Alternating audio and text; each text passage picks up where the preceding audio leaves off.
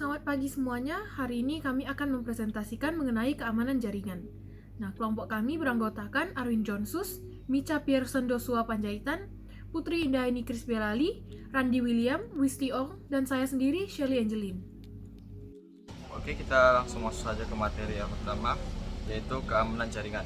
Keamanan jaringan adalah langkah atau upaya yang dilakukan untuk melindungi komputer kita dari ancaman-ancaman berbahaya seperti virus, malware, hacker, ataupun peretasan data. Tujuan utama dari keamanan jaringan ini yaitu untuk melindungi data-data pribadi ataupun rahasia yang ada di komputer kita, sehingga menghindari kebocoran yang tidak sah. Yang kedua, ancaman terhadap keamanan jaringan. Yang pertama itu adalah malware, yaitu program jahat yang dapat merusak sistem dan mencuri data. Yang kedua adalah serangan DDoS.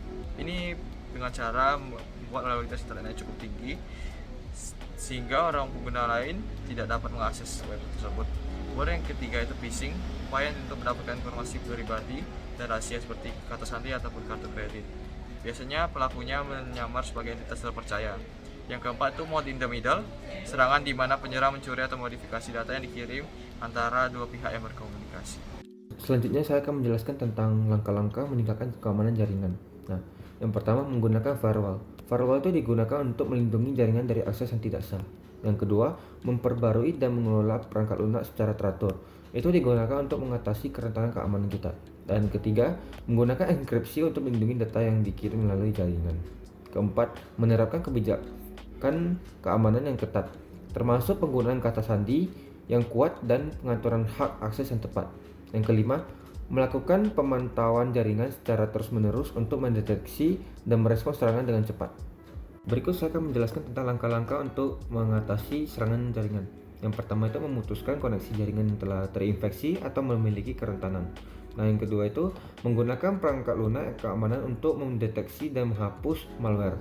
Ketiga, mengganti kata sandi yang terkompromi serta meningkatkan tingkat keamanannya. Keempat, mengisolasikan jaringan yang terinfeksi agar tidak menyebar ke jaringan lainnya. Yang kelima, melakukan investigasi untuk mengetahui sumber serangan dan mengambil langkah-langkah pencegahan yang sesuai. Berikut saya akan ngomong tentang sebuah berita yang mengatakan bahwa kebocoran data NPWP dinilai bisa diproses hukum jika ada indikasi pidana.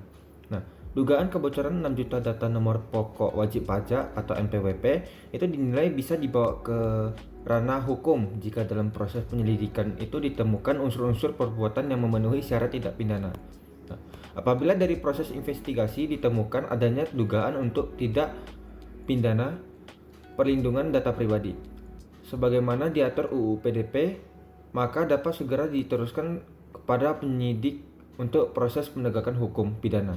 Nah, kata peneliti Lembaga Studi dan Advokasi Masyarakat Elsam, Anissa Noor Hayati saat dihubungi pada Senin 23 bulan 9 2024. Anissa mengatakan walaupun penerapan standar kepatuhan perlindungan data pribadi baru akan diimplementasikan 2 tahun setelah di Undang-Undang Nomor 27 Tahun 2022 tentang Perlindungan Data Pribadi UU PDP, tetapi aturan pidananya langsung dapat ditegakkan sejak undang-undang ini berlaku. Pada saat diundangkan, menurut dia hal itu mengacu kepada pasal 76 UU PDP. Anissa menyampaikan dari rentetan insiden kebocoran data pada sejumlah institusi pemerintahan memperlihatkan mereka belum siap mengelola data pribadi masyarakat. Maka dari itu pihak-pihak terkait sebaiknya memastikan adanya proses investigasi dan penyelesaian yang tuntas dari setiap insiden kegagalan pelindungan data pribadi, ucap Anissa. Akan tetapi, kata Anissa, sampai saat ini hampir insiden kebocoran data atau data breach yang diduga melibatkan institusi pemerintah tidak pernah sekalipun dilakukan supaya penegakan hukum yang tuntas. Situasi ini tentu mengkhawatirkan khususnya terkait dengan pembentukan lembaga pelindungan data pribadi yang dimandatkan oleh Undang-Undang Perlindungan Data Pribadi yang juga merupakan bagian dari institusi pemerintahan. Papar Anissa, sebelumnya diberitakan kabar kebocoran data ini diungkapkan oleh akun X pegiat keamanan siber Teguh Aprianto @sekgron pada Rabu tanggal 18 bulan 9 2024. Nah, dia mengunggah tangkap depan layar sebuah akun bernama Bjorka yang menjual 6 juta data NIK dan NPWP. Data tersebut dijual di sebuah forum seharga $1.000 Amerika Serikat atau setara dengan rupiah 153 juta. Presiden Joko Widodo memberikan tanggapan terkait dugaan kebocoran 6 juta data NIK dan NPWP yang diantaranya termasuk data pribadi dirinya. Jokowi mengatakan sudah memerintahkan Kementerian Komunikasi dan Informatika, Kementerian Keuangan, dan Badan Siber dan Sandi Negara BSSN untuk melakukan mitigasi secepatnya. Saya sudah memerintahkan Kominfo maupun Kementerian Keuangan untuk mitigasi secepatnya, termasuk BSSN untuk mitigasi secepatnya, kata Jokowi usai meresmikan Jalan Tol Solo, Yogyakarta, Kulon Progo, segmen Kartasura, Klaten di Boyolali, Jawa Tengah, Kamis pada tanggal 19 bulan 9 2024. Kebocoran data NPWP atau nomor pokok wajib pajak menjadi perhatian publik karena dapat menimbulkan risiko serius seperti penyalahgunaan data untuk pencurian identitas atau penipuan. Para ahli hukum menilai bahwa jika ada bukti kuat terkait pelanggaran hukum dalam insiden ini, langkah hukum pidana dapat diambil untuk menindak pelaku yang bertanggung jawab. Pemerintahan diharapkan segera memperkuat sistem keamanan data untuk mencegah kejadian serupa di masa depan. Perlindungan terhadap privasi masyarakat harus menjadi prioritas utama, mengingat dampak buruk yang dapat terjadi jika data pribadi disalahgunakan. Regulasi yang lebih ketat dalam pengelolaan dan perlindungan data juga semakin mendesak untuk diterapkan. Selanjutnya adalah cara mengatasi krisis keamanan data.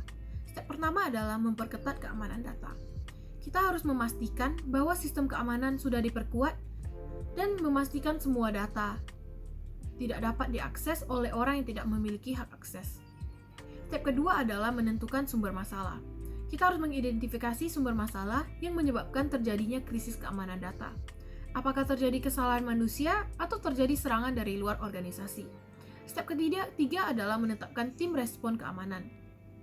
Tim ini terdiri dari para ahli keamanan data untuk langsung menangani masalah dan memastikan tidak ada kerusakan atau kebocoran lebih lanjut. Step keempat adalah mengumpulkan bukti.